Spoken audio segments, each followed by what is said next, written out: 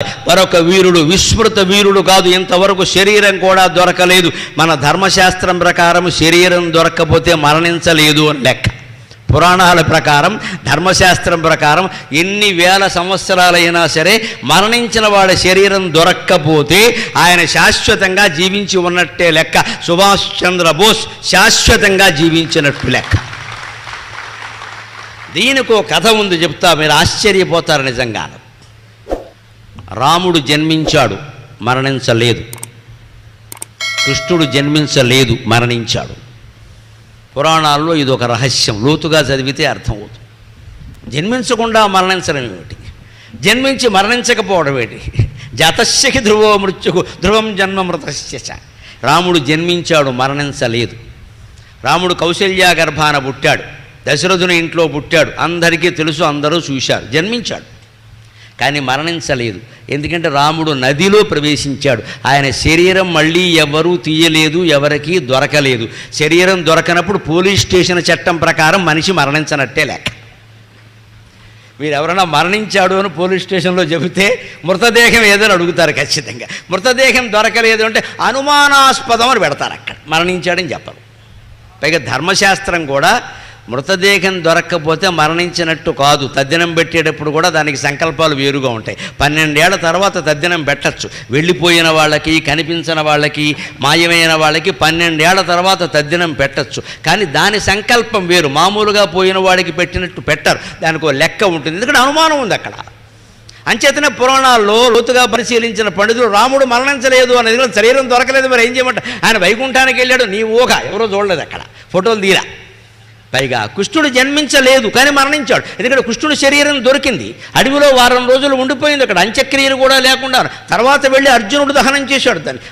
శరీరం దొరికింది కానీ కృష్ణుడు జన్మించలేదు. ఎందుకంటే ఏ శరీరం కృష్ణుడు రూపంలో మరణించిందో ఆ శరీరంతో జన్మించలేదండి కృష్ణుడు. మీరు భాగవతం మూలం చదువుకుంటే అర్థమవుతుంది. దేవకీ గర్భం నుంచి కృష్ణుడు బయటపడగానే ఎలా ఉన్నాడంటే, శాంతాకారం భుజగశయనం పద్మనాభం సురేశం విశ్వాకారం గగన సదృశం మేఘవర్ణం శుభాంగం లక్ష్మీకాంతం కమలనయనం యోగి హృద్యానగమ్యం వందే విష్ణుం భవభయకరం సర్వలోకైకనాథం. దేవకీదేవి నొప్పులు పడుతూ ఉంటే బిడ్డ బయట పడకపోగా ఆవిడ నొప్పులు తగ్గిపోయే చెరసాలలో ఆకాశంలో విష్ణువు కనబడ్డాడు. ఇదేమిటి ఏం చూసింది ఆవిడ, నన్ను భరించలేవు నువ్వు, అందుకే నేనే బయటకు వచ్చానడ. లేకపోతే కాసేపు ఉంటే డాక్టర్లు సిజేరియన్ చేస్తారేమో అని భయం వేసింది, అందుకే వచ్చాడు. మహావిష్ణువు కూడా మామూలుగా రాడు, అనవసరంగా కోసేసేవాళ్ళు తయారయ్యారు కదా, అందుకని ఆయనకు భయం వేసింది. ఈ డాక్టర్లు తక్కువ వాళ్ళు కాదు, సిజేరియన్ చేసి పారేస్తారు, లేనిపోని గొడవ ఎందుకు వచ్చిందో ఆయనే బయటకు వచ్చాడు. బయటకు వచ్చి ఆకాశంలో చతుర్భుజ మహావిష్ణువుగా దర్శనమిస్తే, స్వామి నిన్ను నేను ఎలా భరించగలిగానయ్యా అంటే, పోన్లే అమ్మా నేనే నిన్ను భరించాను అన్నాడు ఆయన. అని నేను ఇప్పుడు చిన్నపిల్లాడ రూపం ధరిస్తాను, కంగారు పడకు, ఇలా జన్మించగానే మీరు మరోలా అనుకోకుండా ఎటువంటి మమకారము లేకుండా తండ్రి గారిని తొట్టులో కూర్చోబెట్టి తీసుకెళ్ళిపోమని చెప్పు, మిగిలినవన్నీ నేను చూసుకుంటా అని చెప్పాడు ఆయన. అంచేత జన్మించిన శరీరం కృష్ణుడు ఉందే, తర్వాత కనపడింది అసలు జన్మించిన శరీరం అది కాదు, కానీ మరణించిన శరీరం అదే. అందుకే మన సంప్రదాయంలో ఏం చెబుతారంటే, హాస్యానికైనా చమత్కారానికైనా రాముడు జన్మించాడు మరణించలేదు, కానీ కృష్ణుడు జన్మించాడు కానీ జన్మించలేదు కానీ మరణించాడు అంటాడు. ఇది తాత్వికమైన రహస్యం, తాత్వికమైన రహస్యం. సుభాష్ చంద్రబోస్ జన్మించాడు కానీ మరణించలేదు. ఆయన సాక్షాత్ శ్రీరామచంద్రుడితో సమానం. ఎందుకంటే ఆయన శరీరం మనకి దొరకలేదు. ఆయన చేపట్టిన ఉద్యమం సామాన్యమైంది కాదు. కంకాళంబును చేసిరి భువిని పక్కా దోపిడీ దొంగలై, కంకాళంబును చేసిరి భువిని పక్కా దోపిడీ దొంగలై, జంకున్ గొంకును లేక మీ కొరకే ఆజాద్ హిందూ ఫౌజెత్తితిన్, జంకున్ గొంకును లేక మీ కొరకే ఆజాద్ హిందూ ఫౌజెత్తితిన్, ఢంకామ్రోగును భారతావనిని జెండానెత్తెదన్నేడిటన్, ఢంకామ్రోగును భారతావనిని జెండానెత్తెదన్నేడిటన్, సంకెళ్ళం తెగవైతునంచనే శభాష్ చంద్రుండు సూర్యుండునై, శభాష్ చంద్రుండు సూర్యుండునై, సుభాష్ చంద్రుండు సూర్యుండునై. శ్రీరామచంద్రమూర్తి ఎంతో, సుభాష్ చంద్రబోస్ అంతే. ఆయనకి జరిగిన అన్యాయం సామాన్యమైంది కాదు. పటేల్ ప్రధానమంత్రి కావాలి అని 15 PCCల్లో 12 PCCలు పటేల్ పేరు రాస్తే ఎవరు ప్రధానమంత్రి అయ్యారో అందరికీ తెలుసు, ఎందుకు అయ్యారో కూడా తెలుసు. ఆ విషయాలు మాట్లాడుకుంటే కడుపు చించుకుంటే కాళ్ళ మీద పడినట్టుంటుంది. ఎక్కడి ప్రజాస్వామ్యం, ఎక్కడి ప్రజాస్వామ్యం? అందరూ కబుర్లు చెబుతారు, మెజారిటీ మెజారిటీ మెజారిటీ.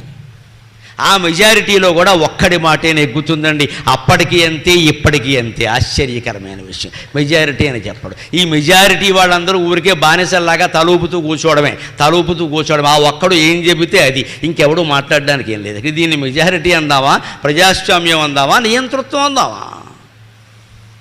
నిజంగా పటేల్ని ప్రధానమంత్రి చేయడం కోసం 12 మంది పైగా చెబితే చెయ్యాలా వద్దా? కాంగ్రెస్ అధ్యక్షుడుగా నెగ్గినటువంటి సుభాష్ చంద్రబోస్ని పంచేయనివ్వలేదండి. తోమేశారు పట్టుకుని. హింస హింస, అతివాదం అతివాదం, వద్దు వద్దు వద్దు వద్దు, మొత్తం నిర్వీర్యం చేసేశారు.